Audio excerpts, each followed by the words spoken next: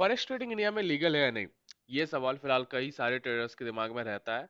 और जो भी नए ट्रेडर जो फिलहाल अभी इंडियन स्टॉक मार्केट के अंदर काम कर रहे हैं और फॉरेक्स की ओर आना चाहते हैं, क्योंकि फॉरेक्स में काफी ज्यादा नई अपॉर्चुनिटीज है, तो उनके सामने सबसे पहला सवाल आके यही खड़ा होता है कि लीगल है या नहीं है।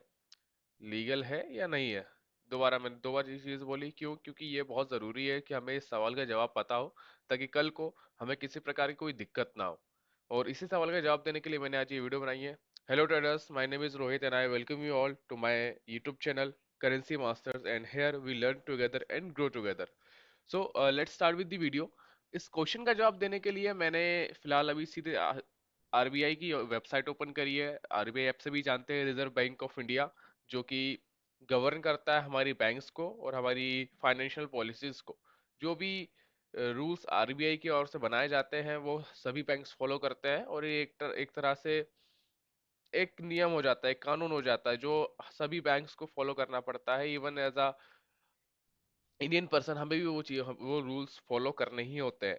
तो यहाँ पे अगर आप देखें तो इसके लिए कुछ पॉइंट्स है जो मैं आपको बताना चाहता हूँ। तो ये देखिए, सबसे पहला क्वेश्चन है इनका कि can a resident person undertake forex transaction on internet electronic trading portals. Question क्या है? Can a resident person undertake forex transaction on internet electronic trading portals. यानी कि क्या एक जो पर्सन जो इंडिया का एक नागरिक है वो किसी भी ऑनलाइन या इंटरनेट या इलेक्ट्रॉनिक ट्रेडिंग पोर्टल्स के अंदर फॉरेक्स ट्रांजैक्शंस को कर सकता है, नहीं कर सकता है। तो आरबीआई का कहना है कि permitted forex transaction excluded electronically should be undertaken only on electronic trading platforms authorised for purpose bye reserve bank of India, और on a recognized stock exchange like National Stock Exchange of India (NSE, BSE) and Metropolitan Stock Exchange of India (MSE), as per the terms and condition specified by the RBI from the time to time। Okay, so like अब RBI का ये कहना है कि आप, तो RBI का कहना ये है कि आप जो भी ट्रांजेक्शन करते हैं फॉरेक्स के अंदर, तो वो सिर्फ परमिटेड पर्सन्स के साथ ही होने चाहिए, जो परमिटेड है और जो ऑथोराइज्ड है।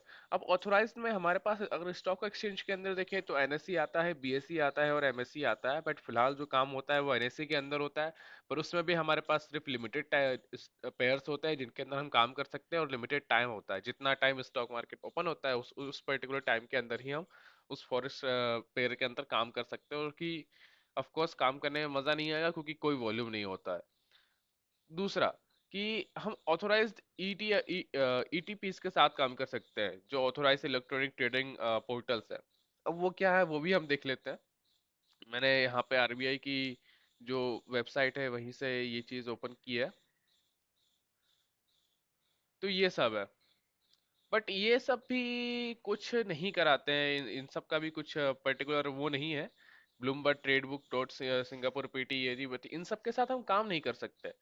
ये कोई भी पर्टिकुलर ऑथोराइज जो भी ईटीपीज हैं, इनके साथ हमारा काम करने का कोई मोटिव नहीं बन पाता है। इनके साथ हमारे पास, इनके साथ काम करने के लिए कोई भी वे नहीं है ऐसा जिनके साथ हम काम कर सकते हैं। अभी यूएसटी आईएनआर वगैरह पे ही मोस्टली अपने लिखा तो है प्रोडक्ट में कि ईटी ये यूएसडी आईएनआर वगैरह पे काम करवाते हैं, बस देखिए इनके पास प्रोडक्ट्स भी नहीं है जिसपे हम कार से काम कर सके।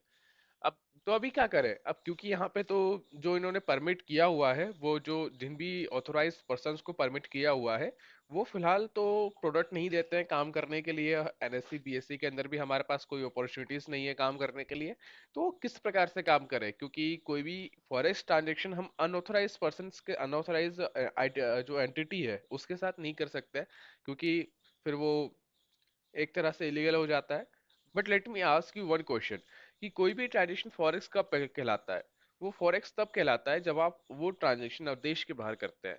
अगर कोई भी फॉरेक्स ट्रांजेक्शन अगर आप देश के बाहर कर ही नहीं रहे हैं, सिर्फ देश के अंदर कर रहे हैं, तो वो फॉरेक्स नहीं कहलाता है।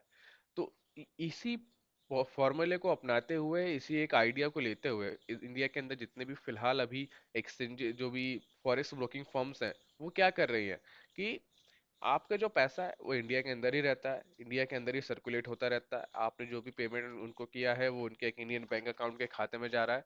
तो इस तरह से ये जो ट्रांजेक्शन है ये फॉरेक्स नहीं कहलाता है फिर। तो इसी कारण से आप अगर चाहें, देखिए, लीगल किया हुआ है, बट कुछ ही ऑथोराइज्ड एंटिटीज को दिया हुआ है जिनके साथ हम काम नहीं कर सकते हैं, तो फिर क्या करें। आप काम करिए अभी फिलहाल। आप आराम से काम कर सकते हैं, काम करने में आपको कोई इशू नहीं है। आप जो भी बस आप इस बात का ध्यान रखिए कि कोई भी फॉरेक्स ट्रांजेक्शन आप देश के बाहर बिल्कुल ना करें। आपको जो भी ट्रांजेक्शन करना है आप इंडिया के अंदर करिए, जैसे कि मैंने आपको बताया है कि आप ऑक्टा एक्सएम और चाहे तो एक्सनेस के साथ अकाउंट ओपन कर सकते हैं। इनका जो भी पेमेंट मेथड है वो सिर्फ इंडिया के अंदर ही पैसा रखता है आपका, और जो भी आपके पास पेमेंट आता है वो इंडिया के अंदर से ही आता है। तो कल को अगर आपके पास जो भी पैसा आ रहा है आप उसको सीधे अपने आरटीआर में अगर आप फाइल करते हैं तो आप उसको एज अ इनकम शो कर सकते हैं, तो उसमें कोई आपको इश्यू भी नहीं होगा। और फिलहाल देखिए सब ट्रेडिंग कर रहे हैं, सभी के सभी ऑक्टाफेक्स के साथ कोई काम कर रहा है, कोई एक्सम के साथ काम कर रहा है, कोई एक्सनेस के साथ काम कर रहा है। और ये जो भी मैं आपको ब्रोकर्स बता रहा हूँ ये काफी बड़े लेवल के ब्रोकर्स है, तो इन्होंने जो भी सिस्टम इंट्रोड्यूस किया है इंडिया के अंदर काफी सोच समझ के और काफी इन्वेस्टमेंट के साथ इंट्रोड्यूस किया है। तो कोई हवाबाजी नहीं हो रही है यहाँ पे। आप बिल्कुल काम कर सकते हैं, काम करने के लिए कोई भी इशू नहीं है।